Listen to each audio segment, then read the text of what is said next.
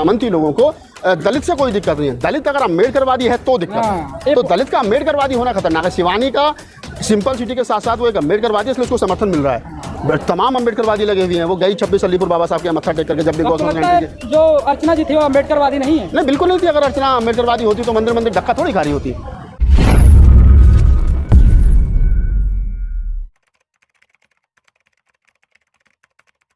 तरह से एक बहुजन समाज की बेटी बिग बॉस में गई, उसके बाद से सबके पेटों में मरोड़ उठने लगा और पहले ही राउंड में उसको बाहर करने की कोशिश की गई, लेकिन तमाम बहुजन लोगों ने, जितने भी लोग हैं, उनकी कोशिशों के बावजूद वो घर में रही और आज भी टिकी हुई है और इनका मानना है कि वहाँ से विजेता बन के निकलेगी। उन सभी लोगों में एक लोग हैं जिनका बहुत बड़ा हाथ रहा, वो है नागपाल जी। हम इनसे चल के बात करेंगे, जानने की कोशिश करेंगे, जो हर पल अपडेट रहते हैं शिवानी जी से, कि अभी क्या चल रहा है।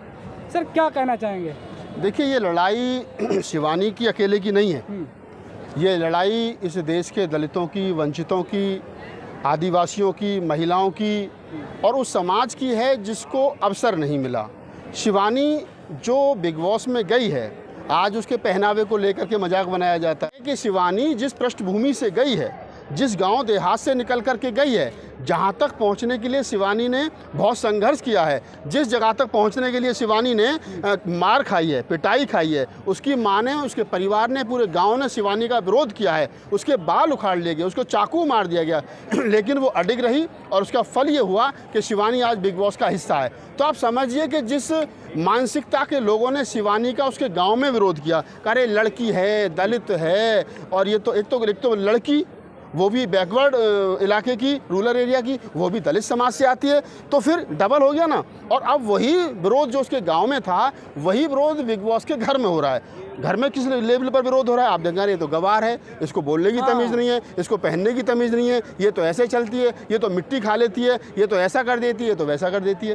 तो आप समझिए विचारधारा का टकराव है। आप शिवानी के पुराने वीडियो देखिए, उसमें शिवानी आपको साइकिल पर मिट्टी में गोबर के उपले बनाते हुए, मिट्टी में खेलते हुए, बच्चों के साथ, छोटे छोटे बच्चों के साथ खेलते हुए, उसके सैकड़ों वीडियो, हज़ारों रील मिल जाएगी। जो सिंपलिसिटी यहाँ पर थी, जो वही सिंपलिसिटी हम देखते हैं कि बिग बॉस के घर में, जो उनके घर में। मैं वही बता रहा हूँ आपको। शिवानी को मैं पिछले 4-5 साल से जानता हूँ, मेरे व्यक्तिगत फैमिली रिलेशन है उस फैमिली के साथ में, और इसलिए मैं कह रहा हूँ कि शिवानी की मैं बहादुरी इस बात को समझता हूँ कि जिस चीज़ को लोग अपनी कमजोरी समझते हैं, कह रहे हमें इंग्लिश नहीं आती यार, हम कैसे सफ़र करेंगे, अरे यार हम पे जींस नहीं है, हम पे पैंट नहीं है, हम पे तो कोट पैंट नहीं है, हम पे तो ये नहीं है, हम पे तो, जिस बहानेबाजी को जिन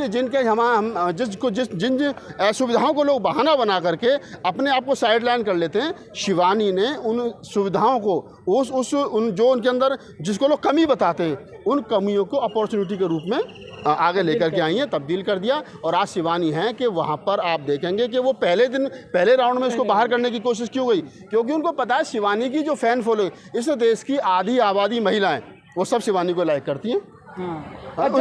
इस देश के गरीब, दलित, पिछड़े, हाशिए पर बड़ा समाज सब शिवानी को लाइक करते हैं। तो उनको पता है कि इस घर की मजबूत जो प्रतियोगी है वो शिवानी है, और शिवानी 100% जीतेगी, इसलिए उसको हर बार निकाल देते हैं। लेकिन बाहर की जो ऑडियंस है, जिससे वो प्यार करते हैं, वो हमेशा उसको घर के अंदर वोटिंग के आधार पर ले आती है।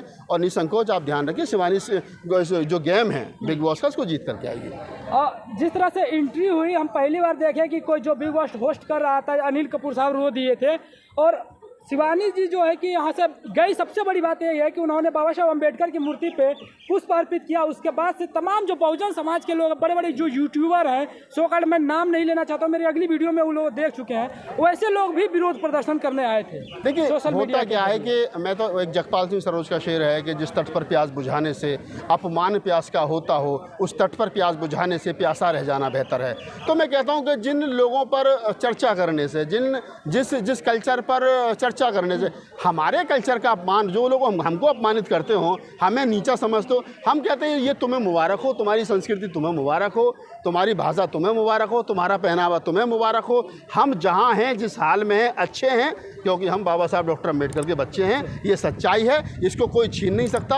हम उसी पृष्ठभूमि से निकल करके यहाँ तक पहुँचे, महानगरों तक पहुँचे। और ये जो सिंपल सिटी शिवानी की है, जिसको लोग कह रहे हैं कि ये जैसा मैंने कहा कि तो गवा रही है, तो यही उसकी ताकत है। अगर शिवानी बिग बॉस में जाकर के स्विमिंग पूल में नहाते वक्त वैसे ही कपड़े पहनती जैसे तमाम लड़कियां पहन रही थी, बिकनी वगैरह और छोटे शॉर्ट कपड़े पहनती, तो शिवानी शिवानी नहीं होती। अगर वो भी अंग्रेजी सीखने की कोशिश करती और अंग्रेजी बोलने की कोशिश करती तो शिवानी शिवानी नहीं होती। शिवानी इसलिए शिवानी है क्योंकि शिवानी जैसी बाहर थी वैसी अंदर है, इसलिए शिवानी बिल्कुल ओरिजिनल है, बिल्कुल ओरिजिनल है।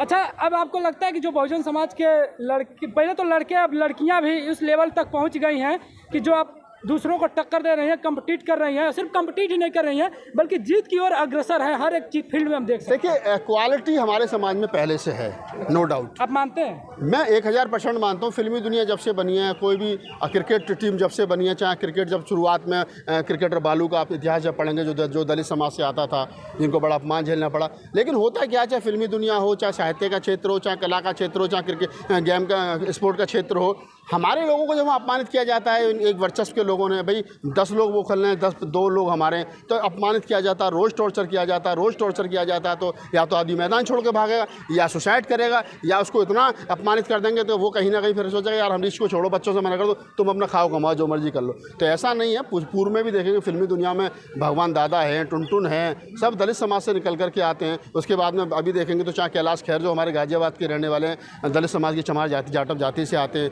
वो देखो कितना बड़ा नाम है, फिल्मी दुनिया के गायक हैं, बहुत सारे लोग हैं, कैलाश मासूम जी हैं। तो बहुत सारे फिल्मी दुनिया में एक बड़ी लंबी फहरिस्त है कि जो दलित समाज से आते हैं और वो अब छुप के रहते हैं, छुप के नहीं रहते, अब खुल के रहते हैं और उनका लोग सम्मान भी करते हैं। तो वो है सारी चीज़ें। बैक फुट से कहीं ना कहीं फ्रंट फुट पे नजर आते हुए दिखाई दे रहे हैं। नहीं, मैंने कहा ना कि लड़ने की हिम्मत जब मिल जाती है, जब पीछे बैकबोन हमारी मजबूत हो जाती है। हमको लगा है कि आज से 50-20 साल पहले आपको जाटव सरनेम के लोग नहीं मिलते थे। आज आपको पश्चिमी उत्तर प्रदेश में खास तौर से यहाँ आपको हजारों आदमी, लाखों आदमी ऐसे मिल जाएंगे जो नाम के पीछे जाटव लिखते हैं, सूरज सिंह जाटव, फलाने सिंह जाटव, ढिमाके सिंह जाटव। तो ये क्या है, आज जिस चमार जाति को लोग टारगेट करके कहते थे कि अरे ये तो अपमानित शब्द है, अरे तो चमार है, इनमें से बदबू आती है, इनमें से घृणा आती है। जब आंदोलन हुआ तो ग्रेट चमार की टोपी लगा करके इसी जंतर मंतर पर लाखों लोग आए। बाद में उसी गाड़ियों पर ग्रेट चमार लग करके लोग जाने लगे। तो जिसको अपमानित कह करके हमारे सर पर थोपा गया उसको हमने सम्मानित बनाया। तो ये उपलब्धि है। तो खैर पार्लियामेंट में भी चंद्रशेखर आजाद ने चमार रेजिमेंट की बात कर दी है। मैं बिग बॉस पे वापस आता हूँ। बिग बॉस में पहले भी अर्चना जी गई थी, वहाँ से आने के बाद से उस तरह का जो अग्रेसिवनेस होता है नहीं दिखाई देता है। इसके ऊपर क्या बोल? देखिए, अर्चना गौतम मेरठ की रहने वाली है और वो हिंदू बैकग्राउंड से आती हैं। जाति के आधार पर अगर उनको आप देखेंगे तो वो जाटव हैं, नो डाउट। और मैंने उनका व्यक्तिगत इंटरव्यू भी किया आधा घंटे का बिग बॉस से निकलने के बाद में। तो ये सच्चाई है। लेकिन इसका दूसरा पक्ष ये भी है कि जो दलित है वो सिर्फ दलित नहीं, अम्बेडकरवादी भी है या नहीं है। उनको दलित से कोई दिक्कत नहीं है। इस देश के सवर्ण समाज को, इस देश के जातिवादी लोगों को, इस देश के सामंती लोगों को दलित से कोई दिक्कत नहीं है। दलित अगर अम्बेडकरवादी है तो दिक्कत है। तो दलित का अम्बेडकरवादी होना खतरनाक है। शिवानी का सिंपल सिटी के साथ साथ वो एक अम्बेडकरवादी, इसलिए उसको समर्थन मिल रहा है। तमाम अम्बेडकरवादी लगे हुए हैं। वो गई 26 अलीपुर बाबा साहब के मत्था टेक करके जब बिग बॉस में। जो अर्चना जी थी वो अम्बेडकरवादी नहीं है? नहीं, बिल्कुल नहीं थी। अगर अर्चना अम्बेडकरवादी होती तो मंदिर धक्का थोड़ी खा रही होती। वो तो बिग बॉस से निकलने के बाद ही मंदिर धक्का खा रही थी। ये सोचने वाली बात है। शिवानी बिग बॉस में गई तो बाबा साहब को नमन करके गई, बोले मेरे तो क्या नाम सब कुछ चाहिए। तो ये सारी चीज़ें हैं। ठीक है, आप थोड़ा सा मना मत करिएगा। उनके ऊपर बात हो गई, 2 मिनट में आपके ऊपर बात करना चाहता हूँ। उनके जाने से पहले जितनी सारी कंट्रोवर्सी हुई और सोशल मीडिया पर मैं देख रहा था, आपके ऊपर कितने सारे आरोप लगे, ऐसे आरोप लगे ट्विटर के माध्यम से कि मैं उसको मतलब यहाँ पे बता भी नहीं सकता हूँ। उसके ऊपर क्या बोले? देखिए, आरोप प्रत्यारोप जो लगते हैं, मेरे अंदर एक कमी है कि मैं समकालीन आलोचक हूँ। अगर मुझे लगेगा इस व्यक्ति के अंदर ये कमी है तो मैं बोलूँगा, वो चाहे मेरा बाप सही। अब ये समकालीन आलोचक होने का मुझे लग रहा है इस आदमी की वजह से ये सब कुछ बर्बाद हो रहा है, तो मैं बोलूँगा। लोग आरोप लगाएं, गालियाँ दें, थाली भर के गालियाँ दें, तो मैं सच कहना थोड़ी बंद कर दूंगा। मेरा काम है सच बोलना। जिस दिन मैं MP MLA बनने की दौड़ में लग जाऊँगा, जिस दिन मैं भी सोचूंगा यार इस पार्टी की थोड़ी सी तारीफ़ कर दूँ तो मुझे MP का टिकट मिल जाएगा, मैं साथ MP बन जाऊँ, उस दिन मैं भी भाषा बदल लूँगा। अभी जो बात आप कह रहे हो कि लोगों ने मेरे लिए अपशब्द किया, ठीक है, उनका अपना मानना है।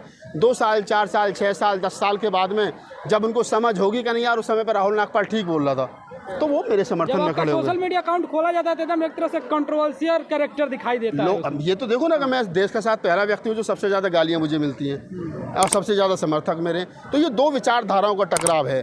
अगर कबीर ने राजा के महल के सामने खड़े होकर के विरोध किया तो वो कबीर था, रोड पे खड़े होकर के बोलता था। कुछ कवि ऐसे भी थे जो राजा के महल में खड़े होकर के राजा के सम्मान में कविता सुनाते थे। तो राजा अगर आपको दरबारी कवि बनना है या आपको रोड का कभी कबीर बनना है, ये तय आपने करना। तो मैंने कबीर वाला रास्ता चुना है, मैंने दरबारी कवि होने का रास्ता नहीं चुना। मैं कबीर हूँ, कबीर का वंशज हूँ, और मैं बाबा साहब डॉक्टर अम्बेडकर का वंशज हूँ। हमारा काम है व्यवस्था के खिलाफ लड़ना, व्यवस्था को चैलेंज करना, और वो दिन आएंगे, ज़्यादा बड़ी बातें लोग जो कहेंगे वो कहते रहेंगे, कोई बहुत बड़ी बिग बॉस से निकलने के बाद शिवानी को आप कहाँ देखते हैं, बॉलीवुड या कहीं और? अभी उसने एक फिल्म साइन की है अभी, हाँ, अक्टूबर में उसमें शूटिंग चल रही है, उसमें मेरा भी पत्रकार का रोल है।